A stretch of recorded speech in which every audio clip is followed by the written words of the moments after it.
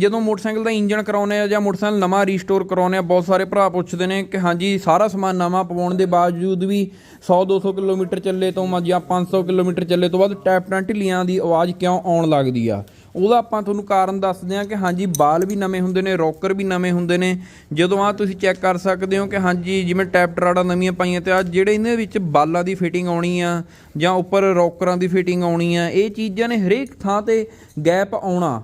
ਉਹ ਜਦੋਂ ਤੱਕ ਪ੍ਰੋਪਰ ਬੈਠਦੇ ਨਹੀਂ ਉਦੋਂ ਤੱਕ ਤੁਹਾਡੀਆਂ ਇੱਕ ਦੋ ਵਾਰ ਟੈਪਟਾਂ ਢਿੱਲੀਆਂ ਹੋਣਗੀਆਂ ਜਾਂ ਕੇਮਾਂ ਵਗੈਰਾ ਦੀ ਆਵਾਜ਼ ਹੁੰਦੀ ਆ। ਕਦੋਂ ਵੀ ਜਿਵੇਂ ਬਹੁਤ ਸਾਰੇ ਮੋਟਰਸਾਈਕਲ ਤਿਆਰ ਹੋ ਕੇ ਆਉਂਦੇ ਨੇ, ਕੋਈ ਆਪਣੇ ਕੋਲੋਂ ਜਾਂ ਕਿਤੋਂ ਵੀ ਹੋ ਕੇ ਆਉਂਦਾ, ਉਹਦੀਆਂ ਇਸ ਕਰਕੇ ਕਹਿੰਦੇ ਹੁੰਦੇ ਆ ਕਿ ਹਾਂਜੀ ਟੈਪਟਾਂ ਦੀ ਆਵਾਜ਼ ਆਵੇ ਤਾਂ ਟੈਪਟਾਂ ਟੈਟ ਕਰਾਓ। ਬਹੁਤ ਸਾਰੇ ਕੇਸ ਆਉਂਦੇ ਨੇ ਕਿ ਹਾਂਜੀ ਭਰਾ ਫੋਨ ਕਰਦੇ ਨੇ ਕਿ ਮੋਟਰਸਾਈਕਲ ਤਿਆਰ ਕਰਾਇਆ ਦੀ ਆਵਾਜ਼ਾਂ ਆਉਂਦੀਆਂ ਨੇ ਜੀ, ਇੱਥੋਂ ਤਿਆਰ ਕਰਾਇਆ ਦੀ ਮਕੈਨਿਕ ਨੇ ਵਧੀਆ ਨਹੀਂ ਕੀਤਾ। ਉਹ ਭਰਾਵੋ ਮਕੈਨਿਕਾਂ ਦਾ ਕਸੂਰ ਕੱਢਣ ਨਾਲੋਂ ਪਹਿਲਾਂ ਉਹਦੀਆਂ ਟੈਪਟਾਂ ਜ਼ਰੂਰ ਚੈੱਕ ਕਰਾਇਆ ਕਰੋ। ਆਪਾਂ ਨਹੀਂ ਕਹਿੰਦੇ ਆਪਣੇ ਕੋਲੋਂ, ਕਿਉਂਕਿ ਆਪਾਂ ਤਾਂ ਮੋਟਰਸਾਈਕਲ ਤਿਆਰ ਹੀ ਬਹੁਤ ਘੱਟ ਕਰਦੇ ਹਾਂ, ਬਾਰ-ਬਾਰ ਫੋਨ ਆਉਂਦੇ ਨੇ, ਇਸ ਕਰਕੇ ਵੀਡੀਓ ਪਾਉਣੀ ਪੈ ਰਹੀ ਆ।